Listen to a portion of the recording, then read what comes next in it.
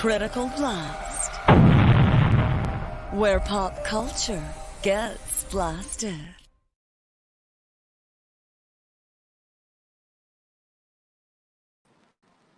And welcome, everybody, to another edition of the Critical Blast podcast. We are here from the Critical Blast Caverns. I'm your host, R.J. Carter, Senior Managing Editor here at Critical Blast. Am I saying the brand enough times? We're trying to drill that into your head. That's why they've got that thing back there. You always see it. Always be selling. Tonight, we are going to be talking about The Grim Reaper, number 2. And with us, we have Carla Tornielli. Carla, how are you tonight? Hello. I'm doing great. Thank you so much. Honor to be here. I'm very excited. Well, it's good to have you. Now, everybody watching Carla's internet is kind of in and out, but all the words come through. It just pauses a bit. So we'll be patient and let it play out. Carla, what is your role in The Grim Reaper? You the writer or the artist? Well, I am the artist. I did all the art. I did the colors. I did pretty much everything. One is the writer of the story, right? This is the second time we are doing a comic by everybody. We're very excited about it. It's coming from the printer, like in these days right now. So yeah, we're very happy with it. And well, like the idea when we just a family project, something that we both could do together, since how I met my husband to make a project, and that's how we met. So we really wanted to have like a project of our own together. Okay, and what is the Grim Reaper universe? I'm guessing the Grim Reaper is the actual guy, Death himself. Exactly. Well, this is my husband explained it so much better than me, but I'm gonna do my best. So what John tried to do in this story, like he didn't want to okay, this is the Green Reaper and this is it. No, it's the Green Reaper is more like a job, so like person who does the job, So in the first story, the angel of death Azrael. So this angel of death chooses World War I. The Red Baron. He chooses the Red Baron for to be the next Green Reaper. So yeah, it's not like the same person. It can be a different person. It depends on the moment of time, right? So and also like most of concepts, they are like anthropomorphic representations of energies of where he has children. So you probably ask, okay, how can a skeleton have children, right? Well, these are like, how do you say, like sub-concepts, different ways in which people die. Those are the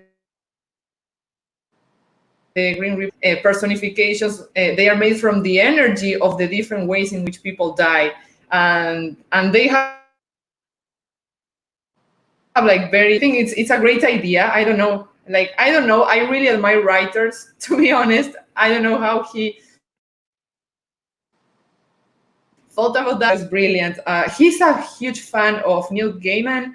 His favorite comic is The Sandman. He talks more or less where he's coming from.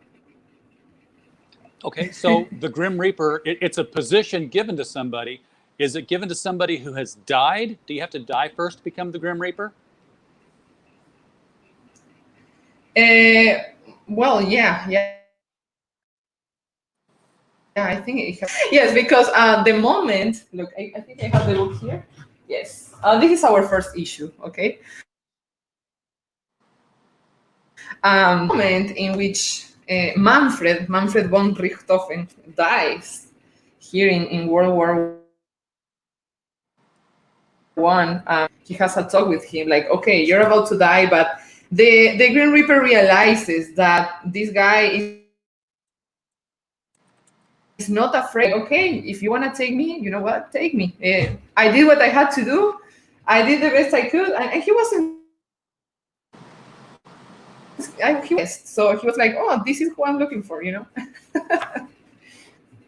So I'm guessing that each book, does it go to a different era in time moving forward? If the first one was set in World War I, is number 2 also the same Grim Reaper, or have you picked a new person?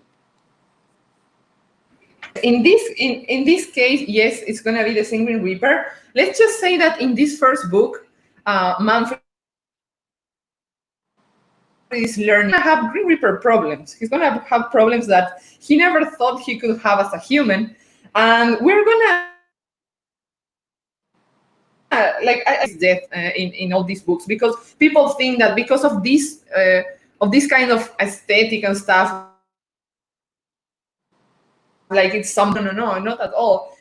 Instead of being death something scary, is more like a part of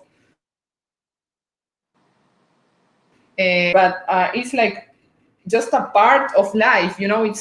It's needed for the balancing universe. So something like scary or whatever, and that's what my husband always says, you know, like death is always like you see in the Scream movies, or, you know, it's like a joke, or it's not taken seriously, you know, like he, you know, he wanted to portray death like that way, you know, as something necessary, because it's part of life, huge, massive chaos. So that's more or less the premise of this first book, okay? The humans develop and they bring back a human to life, right? So they are challenging the natural order of things, right? Because that human was supposed to be no soul in that person because he's artificially alive. So the Green Reaper has to deal with that problem and see how it works. So he's the hero, okay? He's not the enemy, okay. He's not something scary, he's the hero of the story. So we have reanimated soulless corpses in the story here, because we can't let go of our friends' bodies after the Grim Reaper has taken their soul.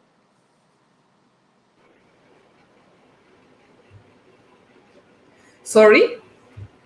Can you say it again, please? We have soulless bodies running around in the story because humans can't let go of their friends' bodies after the Grim Reaper has already taken their soul. Of course, yeah. Like that's one of the universal rules, that a man can only die once.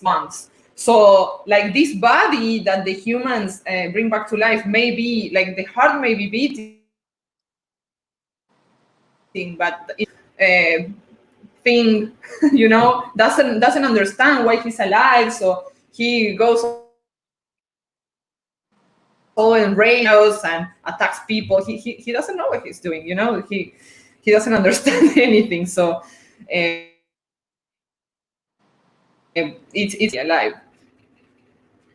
Okay, I'm kind of reminded of Neil Gaiman's death, not the character obviously, but the way he said he wanted to create her.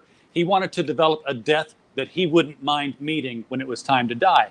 And I get that same feeling when you talk about the Grim Reaper being a hero, being a good guy as part of the natural order here. Oh, yeah, definitely interesting. This death as a character, and well, like the funny thing is that John, the writer of the story, he tried to make him, like, since he was a human, you know, he was a German soldier, things you can still recognize, like, you know, that maybe like more from a human point of view, and he's learning to not think from a human point of to be an entity, you know. So that's something like you never think about. Like, what if I become an entity? What do I deal with? You know, because it's different from the point of view of us humans. We always like want to be alive at any cost, you know. Like, that's it. We don't care how. We just want to be alive. But Manfred's priorities changed. Now it's that. All right, can you show us some of the artwork that is in issue 2? And by the way, folks, we have the link. Oh, well, yeah, in issue 2. I'll give you full screen here. Yeah, artwork also. If you want me to share something with me, a second. Okay. I'm gonna start with the campaign, and then I can show you some new artwork.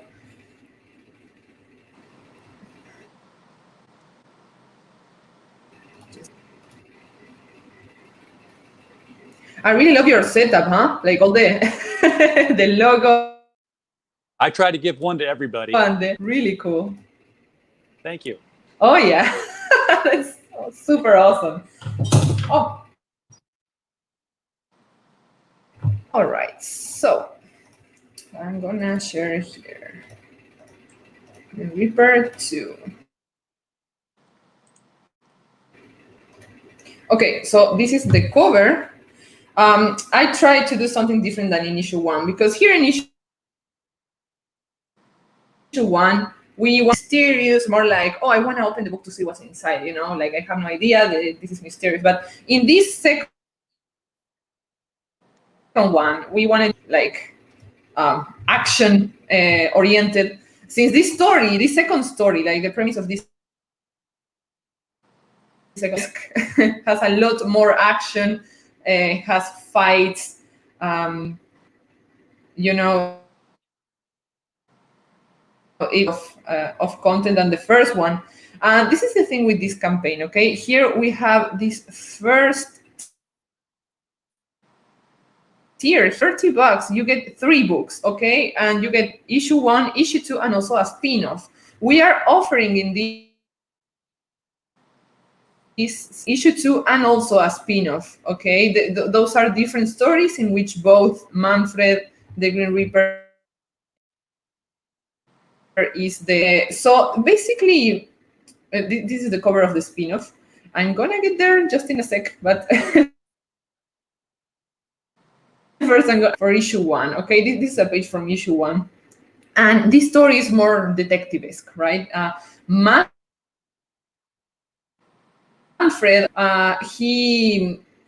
he finds Azrael, the angel of death. He finds him in the middle of the woods. Manfred, look, you have a very big problem, because an immortal being, somebody that is not supposed to be dead, of course you're the one to blame, because you are in charge, you know. So what are you going to do? Basically the premise of the story. So Manfred is like, but who killed an immortal being, and with what? Because you can kill an immortal being with just, you know, or beating his head or anything. Like, you need a very special weapon to do that. So in all these, he goes asking different people. For example, this is one of my favorite pages, in which he finds Pandora. This is it has a lot of Greek mythology inserted in the story. The thing is that one of the demons that used to live inside Pandora's box, but somebody stole Pandora's box, right? She looks like a, then like bam, horrible creature. But the thing is, like the important thing is that Pandora is desperate without her box. She's like, oh, my box. And basically Manfred is asking her, like, okay, but look, was it male, female? I don't know, my box. I just want my box. Like she's like that. She doesn't even coordinate what she. says, Manfred has to go through all hell and different places, asking, trying to figure out what happens, like gathering the hints. The thing is that he also has his children, but we learn these are issues that his children don't help at all. They are terrible. They are teenagers. So they cause him a huge headache, because in the first issue, while Manfred is trying to do something about this life that comes back to life, these three kids, they decide to do it by themselves. They decide to go and attack, but they just make everything worse. So poor Manfred. And so it's funny that you will find yourself like, he has a job, Death has his boss, he has bosses, of course, because in the universe there are hierarchies, different hierarchies. So he also has children, and he has to deal with everything at the same. First issue, a lot of people told me, wow, I never thought I would be identifying myself with Death, but like sometimes. It's always take your kids to work day with him. Yes, sorry. It's always take your kids to work day with him. Oh yes, he should. He should. But he just house arrested his kids. He left them at home. The problem is that since his kids, the premise of his kids are different ways in which people die. So not everybody dies like in a benevolent way. Because, for example, we have his three kids. I'm going to show you here. These are the three kids, okay? Here we have Themi, the beautiful death that everybody wants to have. That's why she's beautiful. But like how when people die in their sleep or of old age, make a death, the desired death, right? Then we have Persis here, and he represents heroic deaths and sacrifice, like deaths that or that kind of deaths, for the good of somebody else. And then we have Styx. He represents the stupid deaths, like sticking your fingers in the outlet tower and cracking your skull, and he's so stupid, I promise. They act exactly how they are made of those energies. So these three kids, they are the benevolent energies, like good energy. Violent deaths, there's also bad energies, deaths that are made with bad energies. For example, those other kids, and those other kids, they are like, how do you say, like excluded in another place of the universe, because Manfred decided to lock them so they wouldn't do more damage. But actually, the death of this immortal being, and if you're wondering who the immortal being is, well, here you have a sexy pinup. Systemic, she's the beautiful death, and this is Lust. Lust is one of the sins that escaped from Pandora's box, and she is the deal, right? So that's more or less the context.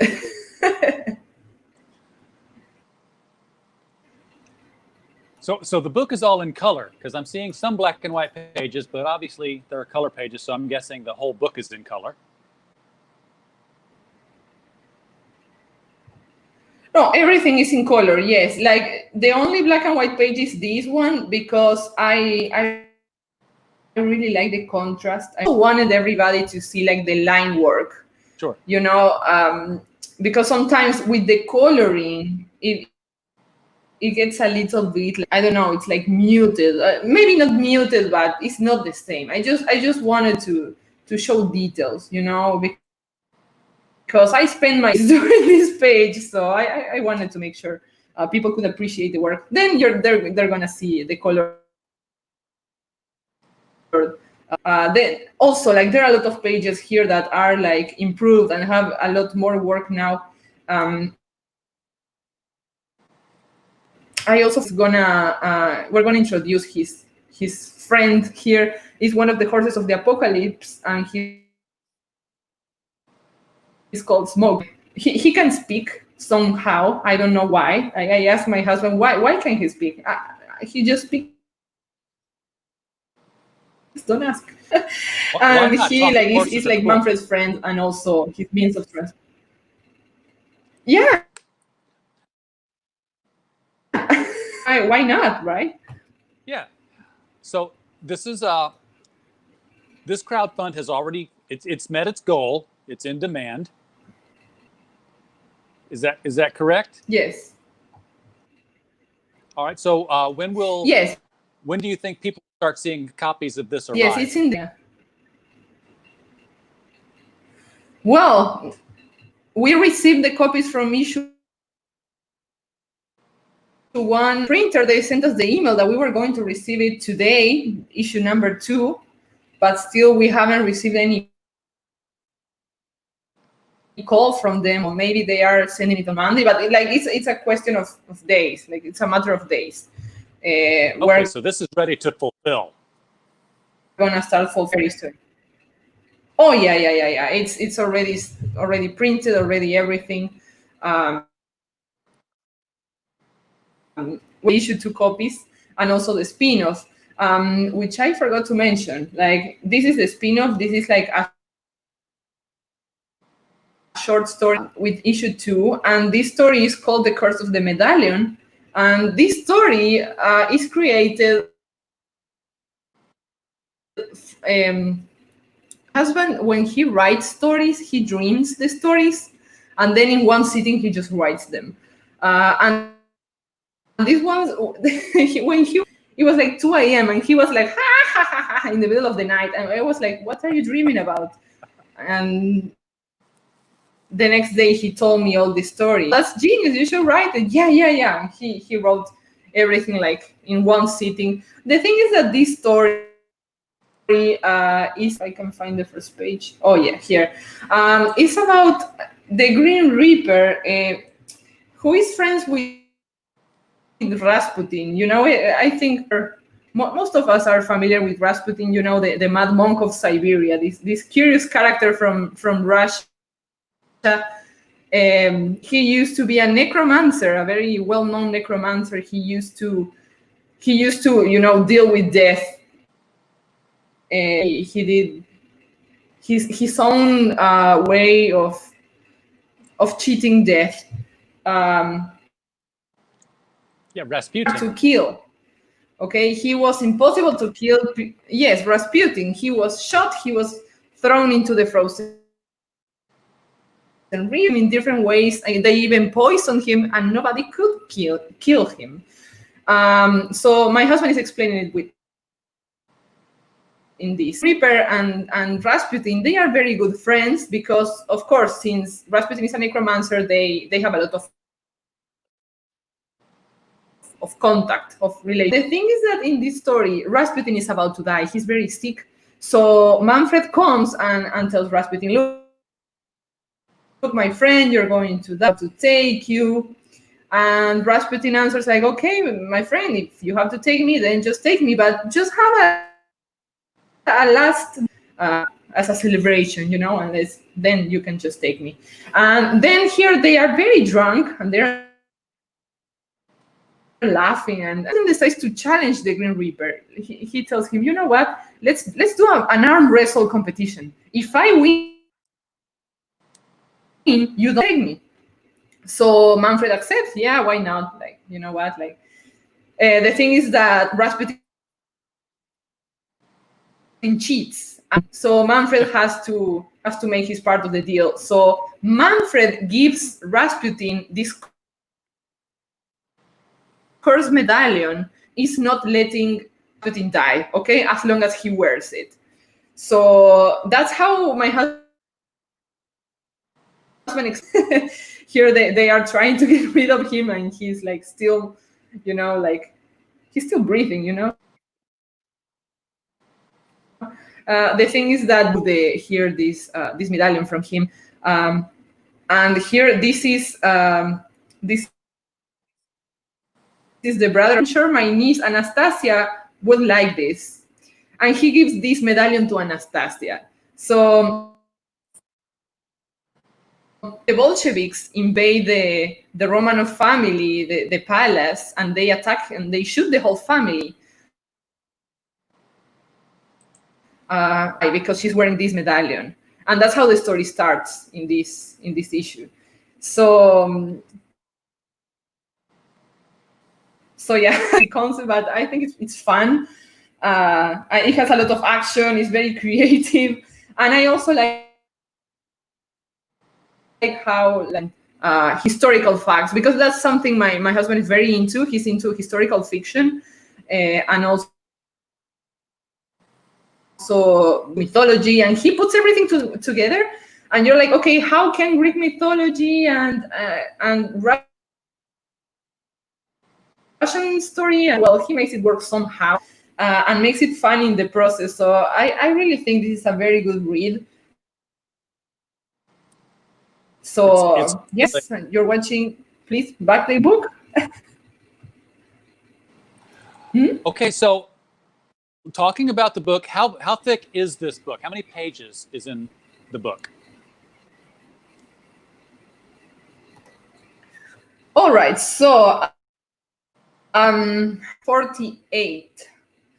It turned out to be 48. It's a perfect bound book, so it's gonna look very nice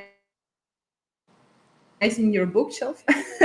Because this is a floppy, okay? Because this one, I think it's 36, 38, something around that. You need a minimum of 40 pages, right? Still, it has like best quality ever, like all glossy, shiny, and the pages like have but the thing is that this second book, we wanted to upgrade everything, and the second book is gonna be perfect bound. And the spin-off is gonna be something around 20, I think. So like in total for 1,300 page mark. Very cool. Have you started on book 3 yet? No, not yet. Is that we feature here in all the tiers. I am doing for backers a lot of commissions, a lot of different stuff, a lot of sketch cards,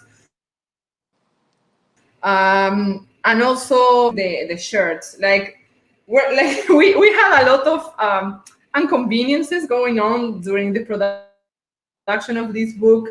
When we we launched this campaign in January, I think, and in January our house burned down. Like it was a total loss. We lost everything. All the files that I had in my everything. I lost the computer. I lost the files. I had to start from scratch, and I don't know. Like it was a terrible time. That a lot of very good friends in the comics community, they made a fundraiser, and they helped us to at least buy, had nothing. Like the only thing I had was my phone in my hand. Then I lost everything. So yeah, we're very, very thankful in the comic family for helping us in that hard time. But we still kept on working.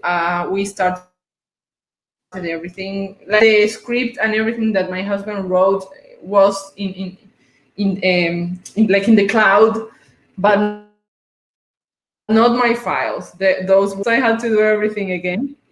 But it was better, because since I upgraded my my tablet and my computer, make better art, more detail.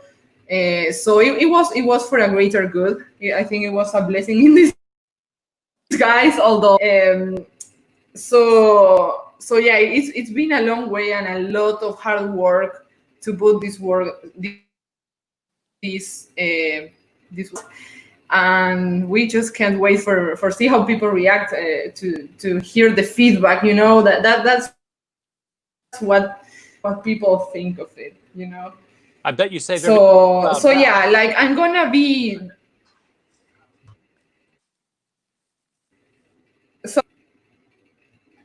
I bet you save all of your files Sorry, in the can you say cloud it again? now. Yeah, do you save everything in the cloud now? And I also have forbidden the access to candles and everything that can be lighted. I am forbidden Oh no. to use, but because that's how the fire started. Like there was like a scented candle that went very, very wrong. Yeah, that was scary. But oh well. Maybe it was the Green Reaper saying hello to us. Getting a little too close. Well, then we definitely want to make sure that as many people as possible click on this link in the description here, buy as many copies of the Grim Reaper 2 as we can, because even getting back on your feet, I'm sure there's still a lot to make up for when you have a house fire and you lose everything in it. So we're just grateful that you guys made it through okay, and you're in good spirits about it. So you're very optimistic. I do have an important question. Oh yeah, of course. Thank you very much. Yeah. Yes. Very, very, very important question. Mm-hmm. Is there any pie left?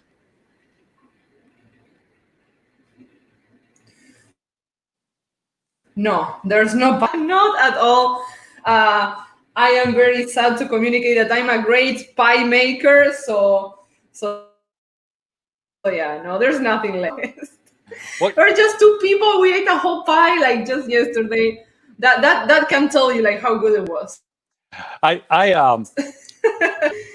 went to work. I had a job as a contractor, program contractor once, and I forgot my lunch one day. And it happened to be a day that they were doing this apple festival out on the lawn, and one of the events was a pie eating contest.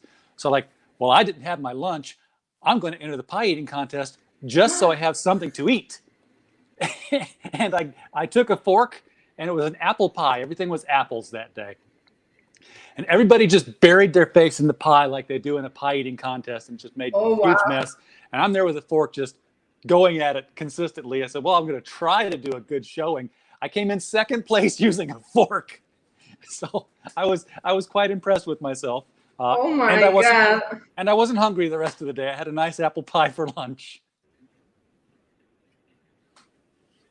Then it's a success story, you know? Exactly. That was a smart move. I won a nice little second place prize, and I had good pie. So. Oh wow! First prize. Second. Now, so what is the next project that you guys are going to work on? Do you have plans for another book?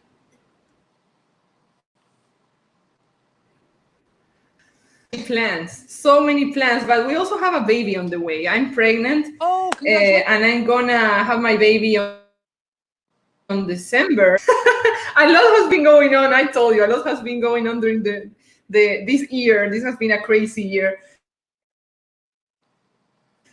So he's a writing machine. He writes and writes and writes, and all the ideas. He gets me all excited about these ideas. The thing is that I am doing in this project is like the work of like 5 people, you know, storyboard, pencil, and if I'm gonna have a baby, that's gonna be a little bit of a problem. So we're still figuring out how we're going to manage producing books, of course, but we're kind of like in a moment of introspection, like see how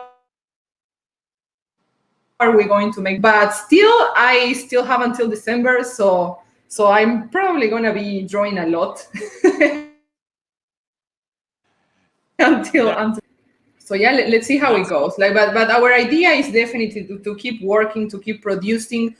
We have our YouTube. We are constantly like streaming. We are uploading videos and stuff. So going to disappear.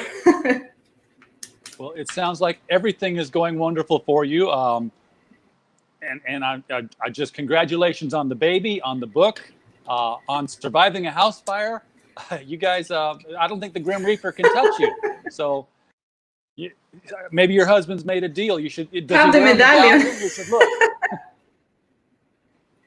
think, yeah. Well, Carla, thank you so much for introducing the Grim Reaper to us and being on our show.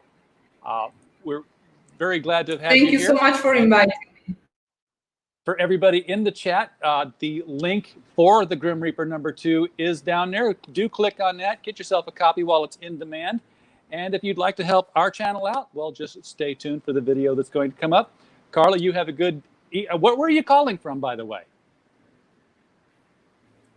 I'm in Arizona. It's like a huge oven, you know. This is very hot. what part of the world? What part of the world are you calling from? Oh, Phoenix, Arizona. We're in the U.S. Oh, okay.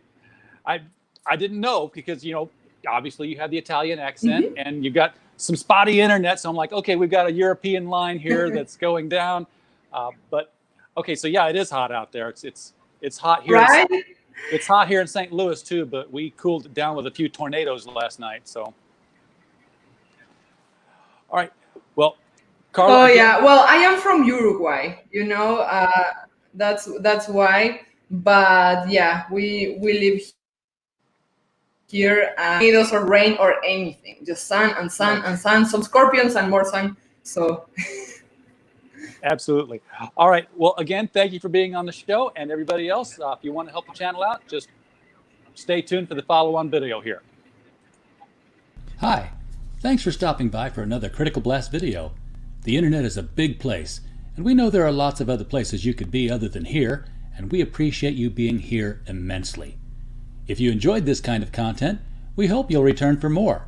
If you click the subscribe button, you'll get a little notification of when we produce new video content. If you would like to help the channel out, there are many ways to do so. Just visiting our main hub, criticalblast.com, will do wonders. But if you're more of a show me the merchandise type of person, there are links in the description of this video to our t-shirt shop, as well as links to Amazon for the books we publish under the Critical Blast Publishing imprint, including the urban fantasy anthology Gods and Services, and the YA superhero novel Bulletproof by Stephen J. Mitchell. Thanks again for visiting this video. We hope you had a blast. Oh, well, thank